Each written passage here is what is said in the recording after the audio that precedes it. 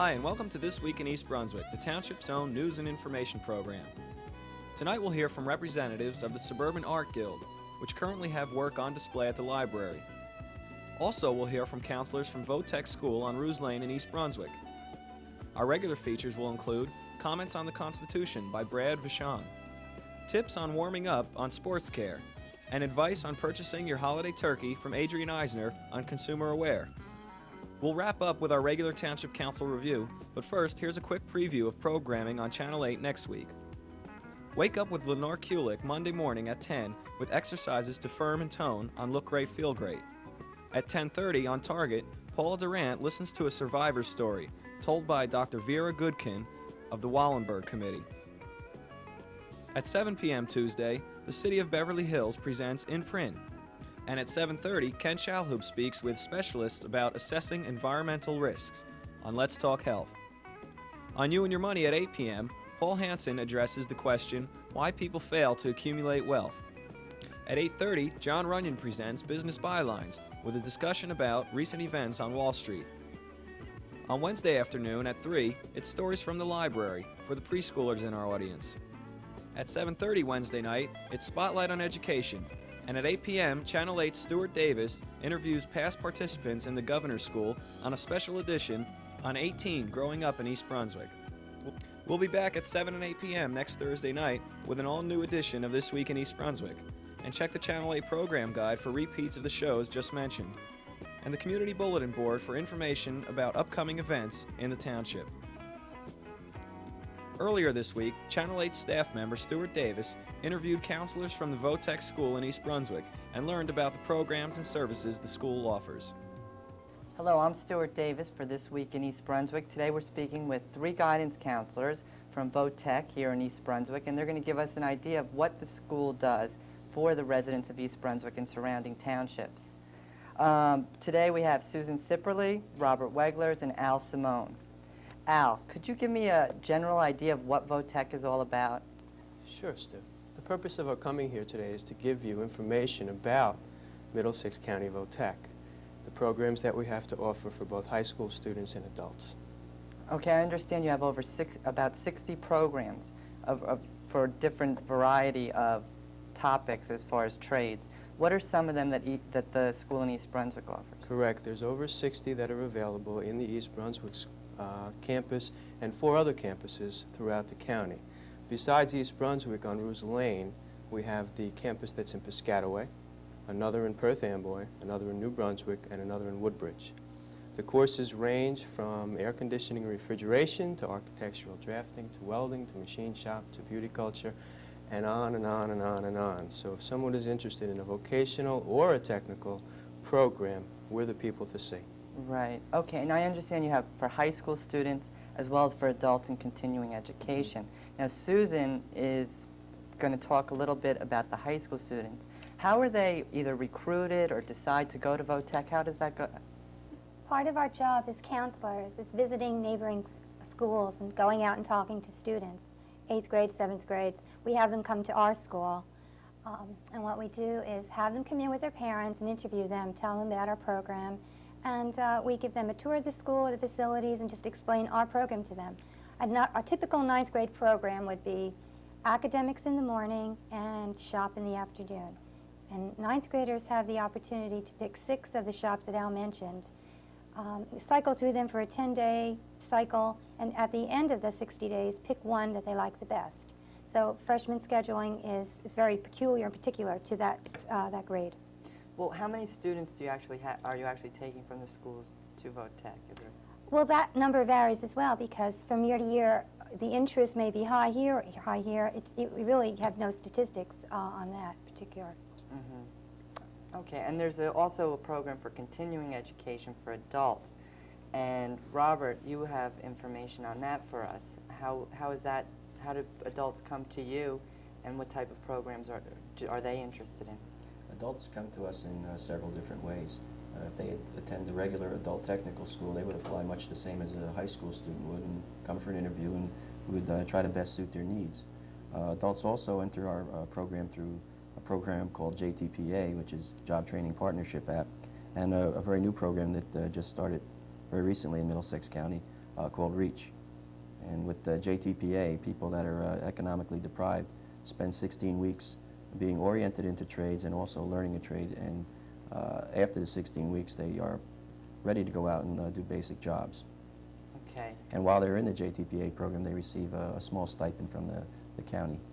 Oh, that's good. So it's Yeah, so it's very helpful. subsidy and gets people motivated to go and to seek the skills. We've been working with adults for, I guess ever since vocational school's been around, but since 1956 we've had an adult technical school, which has been part of the day school program. Right. I know, I went to East Brunswick High School, and I know quite a few people who did opt for VOTech, and they came out and they got jobs a lot more easily than a lot of the people I went to college with and came out and got jobs.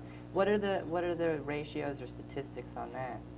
Well, placement in East Brunswick Vocational Technical School is excellent, and that's one of the real keys to the success of our program throughout the years. Traditionally, about 10% of our students go on to college.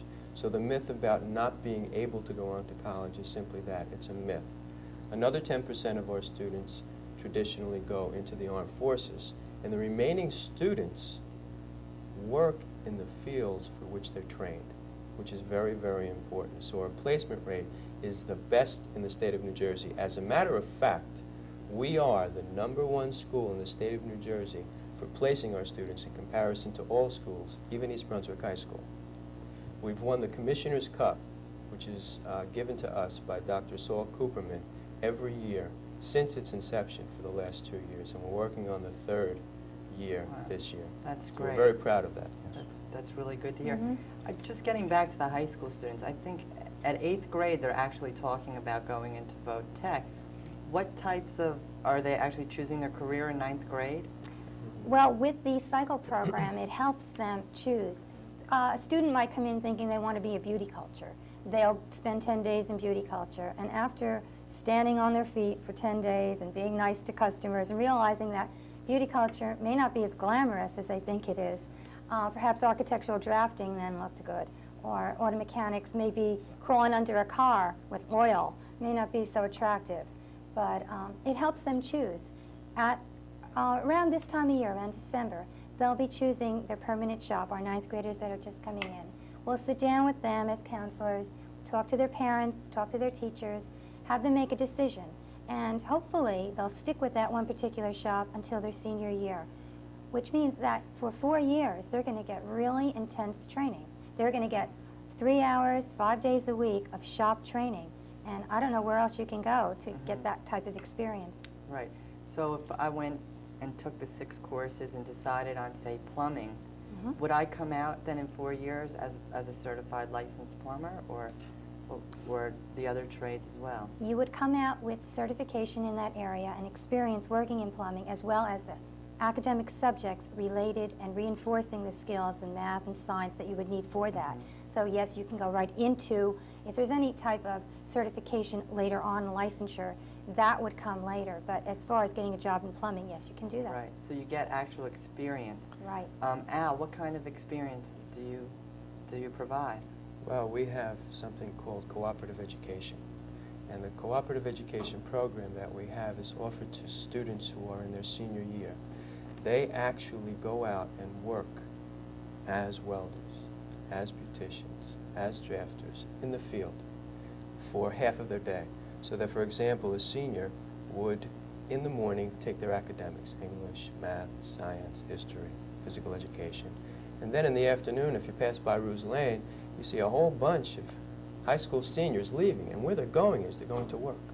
They're going to work to give them training and to help the businesses in Middlesex County also at the same time. Most of those students who go out on the cooperative education program, we call it the CE program, what happens to them is when they graduate, they normally stay on working in those businesses. And now the employer has had that person on that job during their senior year, has gotten to know that person real well, and it's very, very successful, not only for the student, but for the businesses in the county and in East Brunswick. Is that a requirement for graduation, getting the cooperative education? No, it's not. As a matter of fact, the cooperative education program is offered to the students who are doing well academically in the school. So in order for you to be able to go out and work on co-op, your academics also have to be up to par, because we are not just a vocational and technical school, but we're a high school. We offer a high school diploma to those students. Do you find it difficult to get businesses to participate? Actually, Stuart, we have more people that want to participate, and a lot of times we can have the participants go out to them. There are jobs that are just going out begging right now because we don't have enough people to fill the jobs. Right. And as far as your adult education, do you find, where are they coming from? Are they people coming back from work as far as after parenting, or people changing professions? We have all sorts of people coming to see us. Some of the people do come back after parenting. Some people are being retrained. When GM was closed for a while in Linden, we had people from Middlesex County coming into many of our programs. We had people learning high-tech electronics and robotics in our New Brunswick campus. People just come to us when they need training that they haven't gotten in a regular high school situation. That's a great social service for everybody, I guess, and it's very conveniently located. You mentioned the other schools in the area. There are how many? 4 others. 4 others. Piscataway, New Brunswick, Perth Amboy, and Woodbridge. And we offer a variety of courses in those schools and plus our own. Okay, and how is it chosen? By the trade you pick, or by your area location? It's by the trade. For example, if someone was interested in graphic arts, they would be going to the East Brunswick campus because that is where the graphic arts program is located. If they were interested in diesel mechanics, Piscataway offers that. Reprographic Services, the only shop that's available there is in Woodbridge. Some of the shops are located in all 5 schools, depending on the student interest and also the needs of the county itself. Okay, I think that this is this was a great opportunity to talk about VOTEC and some of the other options, because I think today a lot of students don't realize that there is something besides college and more academics. So there are alternatives, and I believe if people wanted to get more information, Rob, you were going to give a location. Al, excuse me, Al. Yes, please, for those people who are interested at all in East Brunswick, in the vocational technical schools, we can offer you a lot. We can offer you some guidance services, as the 3 of us are guidance counselors, and we could we would really ask you to come and visit us, write us, call us. Our number is 254-8700. We'd like you to come down and visit your school. A lot of people don't know about it. They live right in East Brunswick. They pass by it every day. We're one of the best kept secrets around, and that's the reason that we're here today, is to let that secret out to those people who are in East Brunswick and let you know that you really have a good opportunity, a golden opportunity to be able to take advantage of the vocational schools. Thanks a lot for coming. That was really very informative. I'll be back in a little while with a look at what's coming up at the library this November. There's a new art exhibit. Hello, my name is Brad Vachant, and I'm a 9th grader at Churchill Junior High School. My comment of the week on the Constitution involves Philadelphia in 1787. Early in May of 1787, the 55 delegates who had been chosen to attend the Constitutional Convention began to arrive in Philadelphia.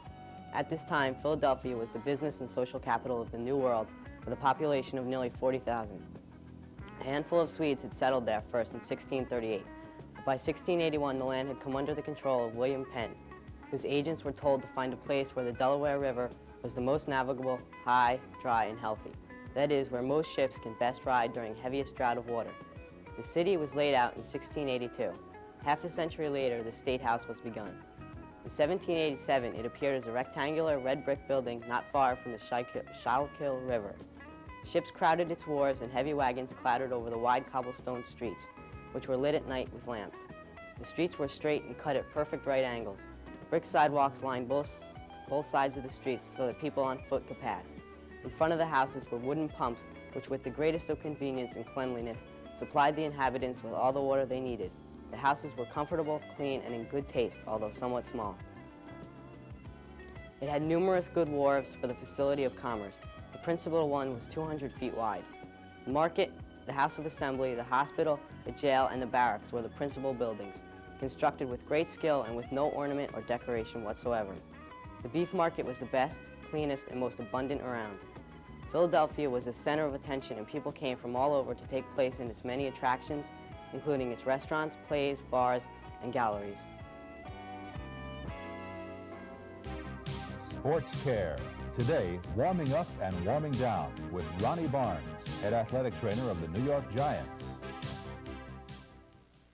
Athletes of all ages risk muscle soreness, decreased athletic performance, and even injury by not including proper warm-up and warm-down as a regular part of their exercise routine. Warm-up is a low-level activity which you should do prior to stretching and activity. The most beneficial method of warming up is to do a general warm-up until you begin to perspire, followed by a stretching routine and practice movements which use the muscles and motions involved in the activity. Keep in mind that the warm-up period should not be used as an additional exercise or practice session. The purpose is to warm up, not wear out. To ensure the benefits of your warm-up routine being carried over to the activity, there should be a time delay of no more than 10 or 15 minutes between warming up and beginning the activity. Remember to make appropriate adjustments according to the environment and the amount of clothing you're wearing. Cold weather requires a longer warm-up period than does a hot day. Extra clothing that is used during the warm-up may be taken off during exercise, but should be replaced when warming down. To help combat muscle soreness after the exercise or sport, you should warm down by performing easy, comfortable, large muscle activities, such as light jogging or walking, followed by gentle stretching routine. It is important to remember to warm up and warm down every time you exercise. Warm up is not to be used as an extra conditioning time. You should warm up first, then stretch. After exercise, you should warm down, then stretch. Hello, I'm Stuart Davis, and I'm back again with 3 East Brunswick residents from the Suburban Art Guild. I have Ann Rippish, who is treasurer, Stanley Rippish, president, and Annette Grossman, who was the past president and now serves on the board as vice president. Stanley, could you tell me a little bit about your organization, when you got started, and what you're doing now? I'd be glad to. This is my second year as president. Our organization has been in existence almost 25 years, at which time it was originally known as the Suburban Art Guild of Creative Arts. This name was later changed to Suburban Art Guild of Middlesex County. We do have members from various areas within the locality, and presently we are meeting on approximately every 2-week basis in either Hammersholt School or in Frost School. Our membership at the present time is approximately 30 members. That's great. What do you actually do at the meetings? Do you do art, Annette? Well, at the meetings, most of the time we have a demonstrator. The demonstrators are in various media, like oil, acrylic, watercolor, and so on. And we are encouraged to paint along with the demonstrator if we want to. If not, we can just view it. That's very nice. And who plans to arrange these demonstrators or instructors? We have a committee, which is the program committee, and we set up the whole program for the year. So we make sure it's very varied so that it would hit the interest of most every person. Okay. So you're, Anne, you were telling me earlier that the Arts Guild does more than just paint. You also promote the arts. Oh yes, we certainly do. We not only, when we make up the program, we send letters to many, many artists from years that we know are still artists. We send them invitations. We also do a lot of advertising, and I will say that your Channel 8 has been a great help in any time we've ever advertised. We appreciate that. We also promote art, especially we would like to, not only the men and the women, but we'd like to have the youth very much to be part of our Suburban Artists Guild. And one of the reasons is we're considered as fine arts, and we do paintings. Just at like at our meetings, we either follow along, or we can just paint, do whatever we want to do. Right. Okay, and you have, you also do displays. Your artists are on display? Yes, we have displays presently right here at the library. There are approximately 30 paintings. If anyone is interested, many of them are for sale, and they'll just have to see the, I believe, the main desk, and the prices and everything will be there. Many of our artists are professional, and some are just starting out. In fact, we're very proud. We have one artist here that's in the show that has never entered anywhere. This is his first show, and he is fantastic, and I vision that he'll go far into the art world. And is that a young member? Yes, a young member. Okay, and what media is he? He's oils. Oils. Mm-hmm. Okay, Stanley, I was wondering how you go about getting members for your group. Well, primarily, we, through our own members, we solicit those that might be of interest, who might have come in contact with this particular individual. The other is that I'm always, when we go to a show, my wife and I, or whoever is involved, we are always observant of those that are demonstrating there and take down their names, and as well as at the county fair where a lot of people exhibit, and we've gotten a lot of leads that way. Mm-hmm. So you're all artists, is that correct? That's and true. you all hold other professions as well. Well, Right. A yes. lot of us don't consider ourselves as artists. We're just doing it as a hobby. Mm-hmm. So it's difficult to label ourselves as a regular artist, but we enjoy the art, and we come together in this group so that we are encouraged by seeing other people, and then they encourage us too, because some of us, when we started, didn't feel we had too much talent, and then as time went on, it was really brought out by the help of the other people in the group. Right, well that's great. Now, I was wondering if you could tell us if someone's interested in joining the group, who can they contact? Well, Stanley as president, I would say he would be the person to contact, and the number is 251-4258. And he could also explain, whoever's interested, just exactly what we do at the meetings and the cost and so forth, and the demonstrators that will be demonstrating. If you're interested in seeing the Suburban Artists Guild here at the library, you can come through the end of November. There will be a painting show on exhibit. Thanks for watching. I'm Stuart Davis. Because, Dad, at this time of day, which is, of course, the best time to catch them, we still have to know where to find them.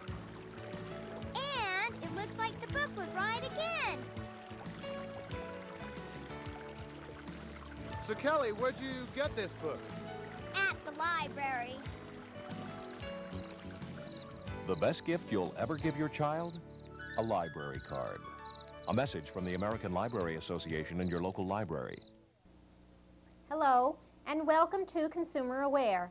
I'm Adrian Eisner, Director of the East Brunswick Consumer Affairs Office. Thanksgiving is just around the corner, so let's talk turkey, about buying your big bird and storing it properly. There are two important pieces of information to look for before you make your selection. An inspection mark on the label tells you that the turkey has been inspected and that it is safe, wholesome, and accurately labeled. Another symbol you will find on many packages is a USDA grade mark, usually grade A. Grade A turkeys are meaty, have a well-developed layer of fat in the skin, and are practically free from pin feathers, bruises, cuts, or tears. The younger the turkey, the more tender and mild-flavored it will be. There is no significant difference in quality between a fresh turkey and a frozen one. The choice is based on personal preference. A whole frozen turkey can be stored in your home freezer at 0 degrees or below for up to 1 year without appreciable loss of quality. Frozen whole turkeys do not need to be rewrapped for freezer storage unless the packaging has been opened or is punctured or torn. The USDA recommends that for optimal safety, Buy a fresh turkey only if you do your shopping within 1 to 2 days of when you plan to serve it. Once you have decided on the type of turkey you want to buy, the next question is how big it should be. You can figure on 1 pound of turkey per person. If the turkey is pre-stuffed, allow 1 1/4 pounds per person. Thawing the turkey in the refrigerator is the preferred method for safety reasons, but you can also thaw it in cold water. The key to preventing excessive bacterial growth is to keep your turkey cold while thawing. A turkey can also be thawed in a microwave oven. You should check the manufacturer's directions for the size turkey that will fit in your oven, and also the minutes per pound and the power level to use for thawing. Keep a pre-stuffed turkey in the freezer until you are ready to cook it. It should not be thawed because bacteria can develop in the stuffing while the turkey thaws. Once your turkey has thawed, it requires little preparation before cooking. Simply remove the neck and giblets and wash the inside and outside well. If you have any further questions on poultry food safety, you can call the United States Department of Agriculture Meat and Poultry Hotline at 1-800-535-4555. If we can be of further assistance to you with consumer questions or problems, please contact us at the East Brunswick Consumer Affairs Office. We're located in the Municipal Building. We are open Monday through Friday from 9 a.m. until 5 p.m. Telephone number is 390-6954. Thank you for joining me on Consumer Aware. See you again next time. At Monday night's Township Council meeting, the Council granted townhome and condominium owners reimbursement for the total cost of private garbage collection, effective last September 1st. The ordinance, however, will be ineffective unless funds are authorized for the reimbursement. Council President Russell Walker was the only member who voted against the reimbursement and the authorization which would have provided the funding. Councilman William Kirk was hospitalized last week and was absent from the meeting Monday night.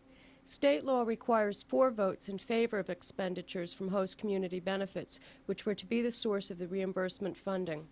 Also at the meeting, a resolution was authorized which states the Council's opposition to the county's plan to include a median in the widening of Cranberry Road between the intersections with Dunham's Corner Road and Ruse Lane. Councilman Jackson Agra voted against the resolution, citing safety considerations as justification for the proposed median. That's all for this week. Thanks for watching.